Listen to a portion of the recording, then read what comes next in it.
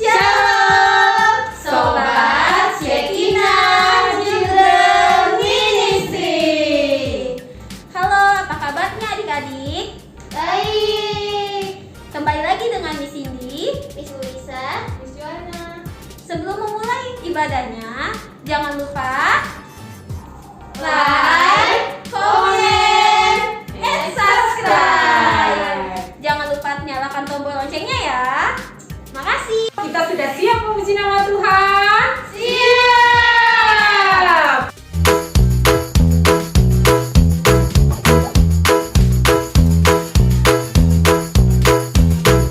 God is always working for the good of those who love Him. The Bible says His plans for me are good. God is always working for the good of those who love Him. He helps me do all the things I should. When I play every single day. When I jump all around. No matter what I'm doing, He is busy working, always looking after me. Am I good? God is always working for the good of those who love Him. The Bible says His plans for me are good. God is always working for the good of those who love Him. He helps me do all the things I should. When I sing every single day. When I dance all around. No matter what I'm doing, He is busy working, always looking after me. Am I good? God is always working for the good of those who love Him. The Bible says His plans for me are good. God is always working for the good of those who love Him. He helps me do all the things I should. When I sleep every single night. When I snooze in my bed. No matter what I'm doing, He is busy working, always looking after me. Am I good? God is always working for the good of those who love Him. The Bible says His plans for me are good. God is always working for the good of those who love Him. He helps me do all the things I should.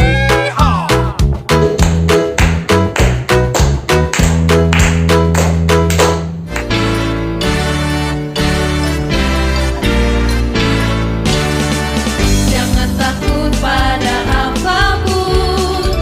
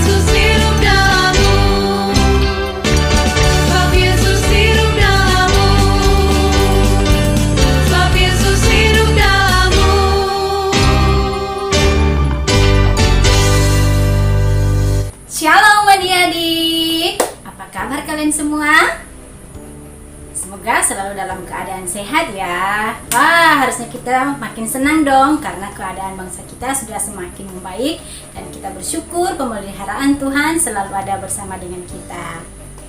Hari ini Miss Tinis yang akan menemani adik-adik untuk kita sama-sama belajar firman Tuhan. Yuk, kita berdoa dulu.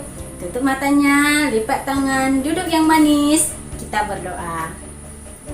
Tuhan Yesus, terima kasih atas segala berkat-Mu dalam kehidupan kami. Hari ini Tuhan, kami diberi kesempatan untuk mendengarkan firman-Mu. Tuhan, tolong kami, pimpin kami supaya kami memahaminya dengan benar dan terlebih kami mampu melakukannya dalam kehidupan kami. Dalam nama Tuhan Yesus kami berdoa, kami mengucap syukur dan kami memohon. Amin. Adik-adik, tahu tidak kalau hari ini adalah hari di mana kita diingatkan kembali akan hari kebangkitan Tuhan Yesus. Wah, kenapa hari ini selalu hari-hari kebangkitan Tuhan Yesus itu sesuatu yang membuat kita bahagia, sukacita? Karena kebangkitan Tuhan Yesus adalah pusat pembuktian bahwa maut telah dikalahkan dan kita diselamatkan. Senang dong, ya kan? Tetapi di balik itu kita punya tugas sebagai orang-orang yang percaya dan diselamatkan. Tapi sebelum itu, yuk adik-adik kita ingat dulu apa sih materi yang disampaikan oleh Miss dari Shekinah Children Ministry beberapa minggu yang lalu. Itu tentang dosa dan juga tentang pengharapan keselamatan, dan hari ini kita akan belajar bagaimana kita bisa dibenarkan oleh iman. Adik-adik, di sini ada tali. Tali ini adalah perumpamaan bagaimana hubungan manusia dengan Tuhan pada mulanya. Nah, di sini hubungan manusia dengan Tuhan masih baik-baik saja. Tidak ada tantangan di dalamnya, tidak ada masalah. Dia lurus seperti ini dan sangat indah. Tetapi ketika manusia jatuh ke dalam dosa, hubungan manusia dengan Tuhan terputus.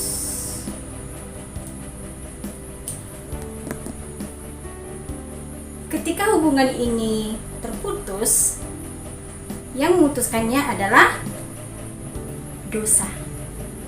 Adik-adik, seperti inilah gambaran hubungan manusia dengan Tuhan ketika manusia jatuh ke dalam dosa. Lalu Tuhan Yesus datang untuk memperbaiki hubungan kita dengan Tuhan, sehingga boleh terjalin kembali. Ketika sudah terjalin kembali, ia kuat, tetapi ia tidak seperti pada mulanya. Lalu, bagaimana hubungan manusia bisa pulih secara total bersama dengan Tuhan?